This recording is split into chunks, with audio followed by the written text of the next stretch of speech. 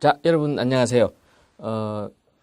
정종태 박사입니다. 이번 시간에는 제1챕터인 의사소통 능력에 대해서 설명을 드리도록 하겠습니다.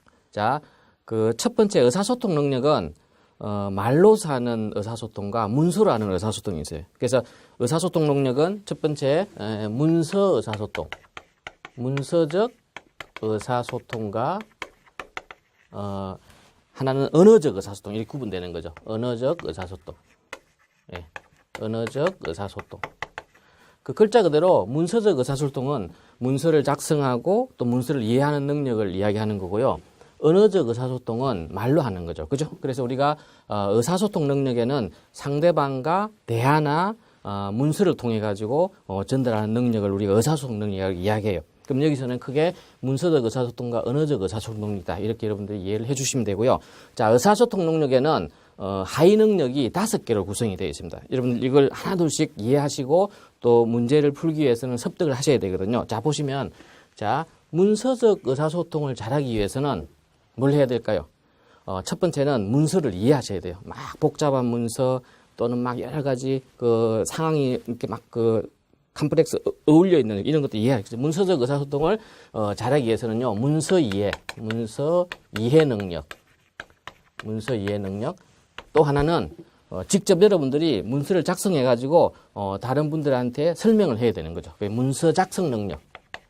문서 작성 능력. 그죠? 그래서 우리가 의사소통 능력에는 5가지 하위 능력이 있는데 그 중에서 2개가 문서 이해 능력과 문서 작성 능력이라는 거죠.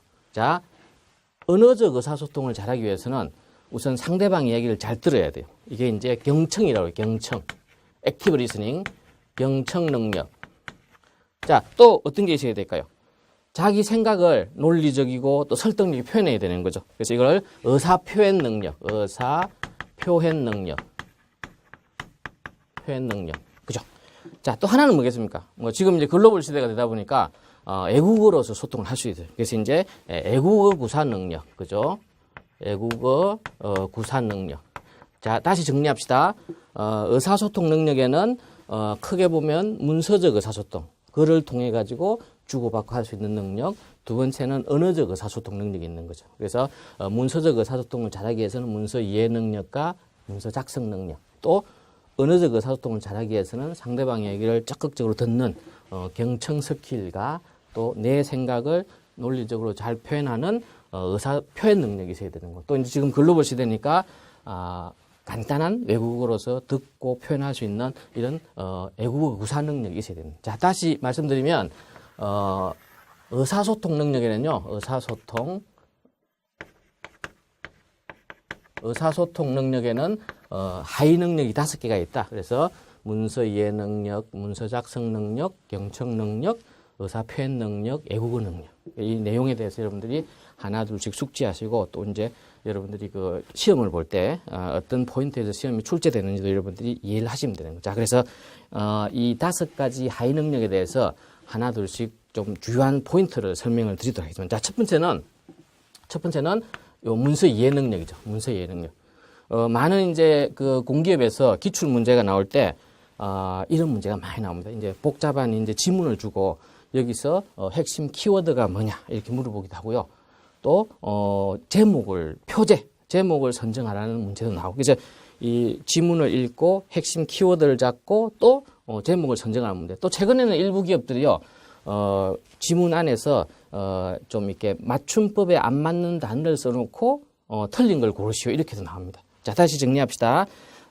이 문서 이해 능력은요. 문서 이해 능력은 복잡한 문서나 아주 뭐 데디케이트하게 막 이렇게 얽혀져 있는 그 문서를 주고요. 여기서 키워드를 잡으라는 문제 또는 제목을 선정하라는 문제 또는 가로넣기 하는 문제 또는 맞춤법에 어긋나는 글을 찾아내라는 문제 이런 시험 문제가 많이 출제가 되고 있다 이렇게 보시면 됩니다. 기본적으로 여러분들이 문서 이해 능력을 올리기 위해서는요 책을 많이 읽으시고 또 신문에서 사설 같은 거를 많이 읽는 방법이 핵심적인 이제 점수를 올릴 수 있는 방법 중에 하나다. 자, 문서 이해 능력 그렇게 이해를 해주시면 되고요. 자, 두 번째는 이게 중요한 거죠. 문서 작성 능력. 다 문서예요, 문서. 자, 여러분들이 직장에 들어가면 문서를 많이 써요.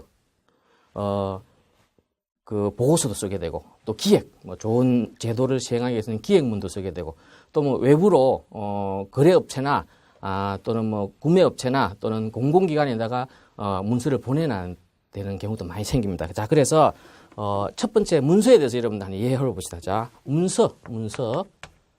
문서의 종류, 어떤 문서가 있는지. 자, 크게 공문서라고 그래가지고요, 공문서.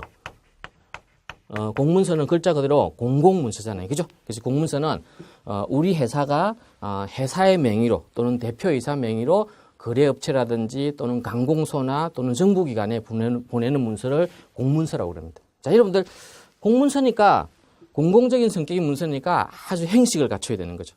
또, 작성 요건에 명확하게 기술되지 않으면요, 현실적으로 그 외부로 많이 나갈 때 오해가 생길 소지가 있잖아요. 그죠? 첫 번째는 공문서다.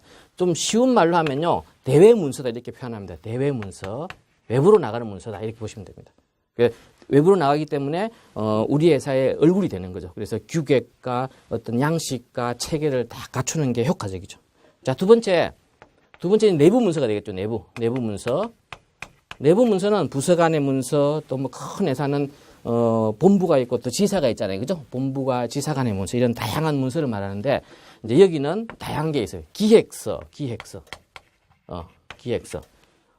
새로운 제품을 기획해가지고 이걸 팔겠습니다. 이런 기획서도 있고요. 사내에서 조직 활성화를 위해서 좋은 아이디어를 내가지고 이걸 시행하는 문서도 있고, 다양한 문서가 많아요. 기획, 글자 그대로, 기획서 또는 기안서라고 그래요. 기안서. 그죠? 자, 또 어떤 게 있을까요? 보고서. 뭐 출장을 갔다. 그럼 출장 결과를 보고해야 되잖아요. 그죠? 그럼 보고서. 이런 다양한 문서도 있어요. 그죠? 뭐, 상품에 대한 또 안내서도 있고요. 또 뭐 출장 보고서 다양한 게 있는 거죠. 그죠? 또 설명서. 그죠?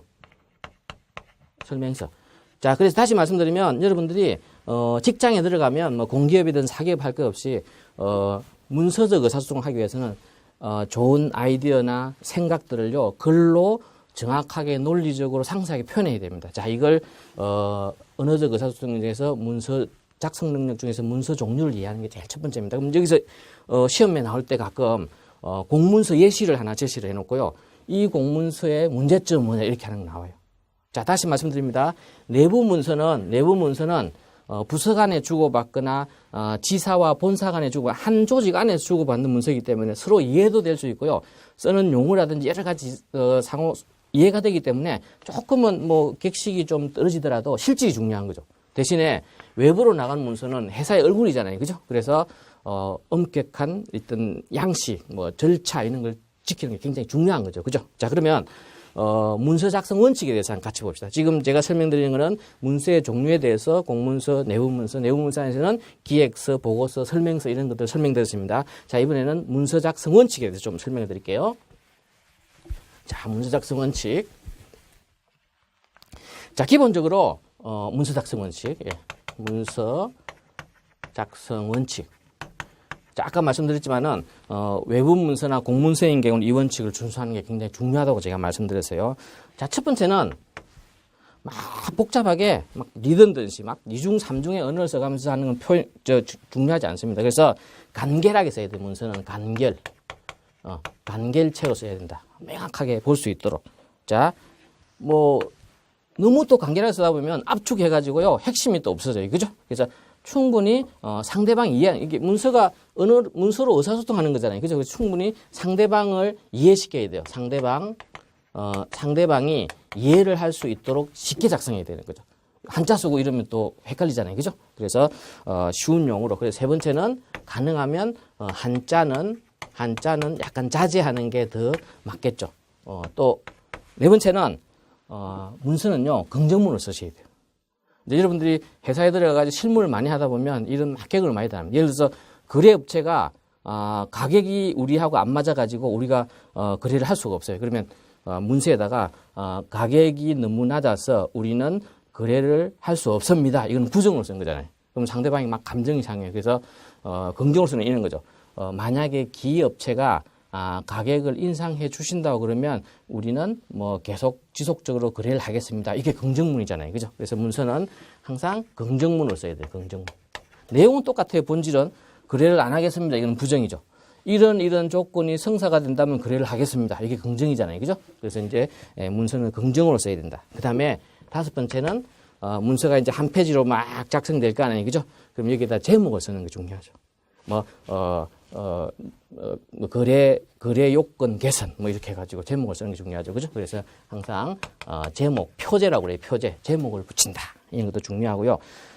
그 다음에 문서를 읽어가는데 보통 뭐 그 2갈씩 뭐 이런 것도 있는데 가능하면 핵심적인 내용을 앞에 쓰는 게 낫죠. 바쁜 시대에서 우선 핵심을 파악하고 부연된 설명을 읽을 수 있도록. 그죠? 그래서 주요 내용을 먼저 쓴다. 이런 것도 중요합니다. 자, 그럼 여기서 다시 제가 강조드리는 거는 문서의 종류에는 아까 공문서, 대외문서와 내부문서가 있죠. 그죠? 공문서인 경우에는 여기다 추가를 해가지고요. 엄격한 양식이 필요합니다. 예를 들어서 이런 것도 있어요. 공문서 쓸 때요. 1번 내용에요. 1번 해가지고 기기간의 무궁한 발전을 기원합니다. 이게 행식적으로 막 써요. 근데 내부 문서 쓸 때는 이런 리던던시, 이런 그 수사 같은 건 안 하는 게 좋죠. 그죠? 근데 이제 외부 문서 쓸 때는 그런 좀 일부 좀 의례의식에 들어가는 문구도 쓰는 게 중요하고요. 또 마지막에 끝나면, 하였습니다. 점 찍고 끝! 이렇게 써주셔야 돼요. 그래서 이 문서가 끝났구나. 이런 것도 외부 문서, 공문서는 굉장히 중요한 양식이다. 다시 설명드립니다. 공문서인 경우는 여기에 부가해가지고요. 문장이 끝나면 끝! 이렇게 표시를 해야 된다. 이런 것도 들어가고요. 또, 의례의식적인 인사 문구도 들어가요. 기기간의 무궁한 발전을 기원합니다. 이런 인사 문구. 그죠? 그러면 내부 문서에다가 기부서의 무궁한 발전을 기원합니다. 이렇게 하면 그거는 좀 우스운 얘기가 되잖아요. 그죠? 그래서 이런 내용이 이제 문서 작성 원칙에 들어간다. 아시겠죠? 그럼 제가 지금 먼저 설명드린 게 의사소통 능력 중에서 문서적 의사소통 능력에서 문서 이해 능력과 작성 능력에 대해서 간단한 내용을 설명드리고 여러분들이 교재에 있는 이론 부분 열심히 읽으시고요. 문제를 많이 푸시면요. 지금 제가 설명드리는 간단한 핵심적인 요건을 기초로 해가지고 훨씬 더 효율적으로 문제를 풀 수 있는 상황이 될 겁니다. 자, 그러면 이 문서적 의사소통은 끝났어요. 간단하게 설명드린 내용은 끝났고 이제 언어적 의사소통에 대해서 설명을 드릴게요. 자, 요거는 지웁시다. 자, 언어적 의사소통. 자, 언어적 의사소통은 말을 통해 가지고 상대방하고 교류하는 거잖아요. 그죠? 그래서 첫 번째는 상대방 말을 잘 들어야 돼요. 자, 이걸 경청이라고 해요. 액티브 리스닝, 경청 능력. 우리가 대화하고 소통할 때 내가 열심히 이야기하는데 상대방이 딴 데를 보고 있어요. 또 막 핸드폰 이렇게 스마트폰 카톡 이런 거 하고 있어요. 또 막 전화를 받고 있어요. 이러면 기분이 상하잖아요. 그죠? 그럼 그 사람하고 신뢰감이 안 생기거든요. 그죠? 중요한 거는 상대방한테 집중하고 상대방 말을 잘 듣는 게 경청이죠. 첫 번째가 이거예요. 그래서 이거는 상대방의 공감하는 걸 말해요. 공감. 상대방이 이야기 슬퍼하면 막 슬퍼하고 기뻐하면 같이 기뻐하고 그래요. 그래서 공감하는 능력을 말해요. 이건 우리 기본적으로 대인관계에서 제일 중요한 거죠. 자, 그럼 여러분들이 타인의 말에 공감하는 능력 이게 경청이에요. 그러면 여러분들이 그냥 자기도 모르게 상대방 말에 집중 안 할 수가 있어요. 그래서 우리는 경청을 못하는, 경청을 방해하는 요소들 이런 거를 막 스스로 인지하고요. 그런 행동을 하면 안 됩니다. 시험에도 여러분들 다음 중 경청을 방해하는 행동은 뭔가 이렇게 나올 수도 있고요. 또 경청과 관련해서 꼭 시험 문제는 어느 기관인데 간에 한두 문제 나오는 거죠. 이거 어떻게 나옵니까? 대화가 막 나오고요. 상대방이 말을 했어요. 여기 공감적 표현은 어떤 표현인지 이렇게 나와요. 그럼 상대방이 상사한테 막 직장에서 야단을 맞았어요. 그러면 동료로서 그 야단 맞은 동료한테 공감을 해주잖아요. 상사한테 야단 맞아서 힘들지요. 이게 이제 공감하는 거, 경청 능력 이런 표현을 써야 되는 거죠. 아시겠죠? 자, 그러면 경청을 방해하는 요인에 대해서 여러분들이 철저히 이해하고 이런 행동을 하면 안 됩니다. 어떤 게 있을까요? 상대방이 말하는데 미리 앞으로 무슨 말 할지를 짐작을 해버려요. 그럼 안 듣는 거예요. 아시겠죠? 짐작하기. 이런 거. 또 판단. 상대방이 말을 하는데 쟤는 잘못된 생각을 나한테 이야기하고 있다. 이렇게 판단하면 안 되는 거죠. 그죠? 충고하면 안 되고 판단하면 안 되고 상대방이 말을 열심히 들어야 되는데 상대방이 말할 때 다음에 내가 무슨 말을 해야 될지 답을 구상해도 안 되는 겁니다. 아시겠죠? 또 다른 생각하면 안 되고 다른 행동하면 안 되고 10개 말을 했는데 5개밖에 안 듣고 5개는 날려버렸어요. 이렇게 걸러내기도 안 되고. 이런 이제 갱청을 방해하는 요인에 대해서도 시험이 자주 나옵니다. 아시겠죠? 다시 설명드립니다. 언어적 의사소통에서는 제일 기본이 상대방 말을 집중해서 듣는 거예요. 이걸 이제 상대방 말에 공감하는 능력, 이걸 경청 능력이라고 그러는데 이게 제일 대인강에서 중요합니다. 그래서 경청에 방해하는 요인, 뭐 걸러내기, 짐작하기, 다른 생각하기, 다른 행동하기 이런 건 하면 안 된다는 거죠. 이런 것들이 이제 상황을 부여하고 시험 문제가 나오게 됩니다. 자, 또 한 가지의 언어적 의사소통은요. 이거는 상대방 말을 잘 듣는 거고 또 중요한 거는 내 말을요 논리적으로 설명할 수 있어요. 이게 의사표현 능력.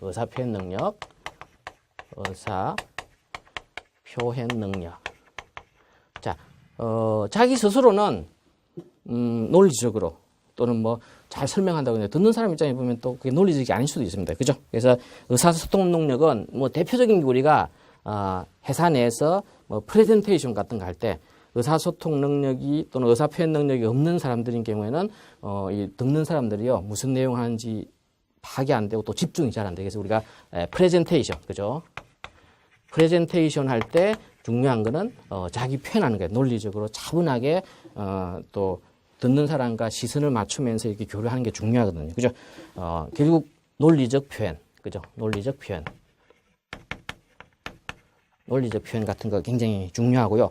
또 너무 말을 빨리 해서 안 되는 거죠. 막 소리를 막 크게 해서 안 되는 거고. 그래서 이 말의 고저, 장단, 이제 말의 높이와 낮이, 그 다음에 길이와 짧게 하는 길이가 이게 장단, 뭐 이런 것들 다 고려해 가지고요. 내 생각을 충분하게 전달할 수 있는 이런 부분이 의사표현 능력. 이거는 어떻게 해야 쌓이겠습니까? 경청도 마찬가지고.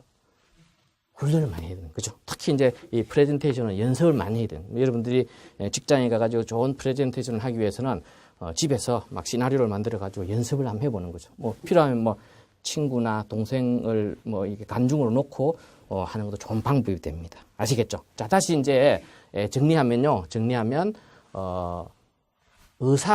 그러니까 의사소통, 그죠? 의사소통 능력에는 5가지의 하위 능력이 있는데 글로서 하는 거는 문서적 의사소통이라고 했어요. 그게는 문서 이해 능력, 문서 작성 능력이 있고, 그 다음에 말로 하는 거는 언어적 의사소통 능력인데, 거기는 듣는 거, 경청, 또는 자기 생각을 잘 표현하는 거. 그죠? 여기에다가 하나가 더 있죠. 애국어 구사 능력. 그죠? 근데, 지금 현재, 설명에서는 이 애국어 구사 능력은 생략하기로 하겠습니다. 여러분들이 영어도 잘 하시고 그러니까 훈련해야 되는 거죠. 그래서 지금까지, NCS 필기시험에서 애국어 구사 능력이 나온 적은 뭐 그렇게 많이 없어요. 예. 그래서 이걸 뭐, 많은 애국어 중에서 뭐 간단히 전화 받는 그 멘트라든지 뭐, 만났을 때 인사하는 멘트 뭐 이런 정도는 그냥 아시고요. 이제 이거는 지금 뭐 짧은 시간에 훈련이 안 되기 때문에 이건 여러분들이 그냥 평소에 외국어를 준비하시는 게 효과적인 대응이 될 거라고 이제 생각합니다. 아시겠죠? 다시 정리합니다. 첫 번째 챕터에서 의사소통 능력에는 외국어 구사 능력을 제외하고 4가지 하위 능력이 있다. 문서 이해, 문서 작성, 경청, 하나는 뭐죠? 의사표현 능력. 이건 이제 훈련도 많이 하시고 또 실제로 열심히 또 읽고 또 이해를 많이 하면요 좋은 점수를 받을 수가 있겠습니다. 자, 첫 번째 챕터 의사소통 능력에 대해서 설명을 드렸습니다. 감사합니다.